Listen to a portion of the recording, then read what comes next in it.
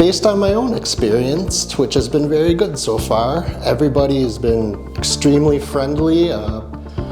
Even here in Mexico, there's no language barrier. Everyone still speaks very good English, so that's not an issue either. Everyone, they'll ask you all the questions to make sure you're getting what you want. And that's what I got, so that's why I would recommend it.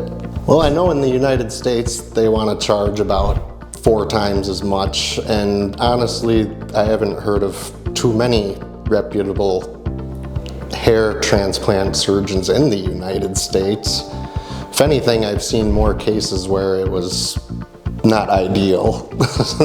So I think here though, they really got it down. They're gonna really give you what you want and you're gonna go home happy. Everything was just so easy. I had no issues at all with any of the travel, any of the accommodations, the hotels. Everything was easy peasy, and I like that. It was very low stressful. They took great care of me, and now I couldn't be happier to start my next part of the journey.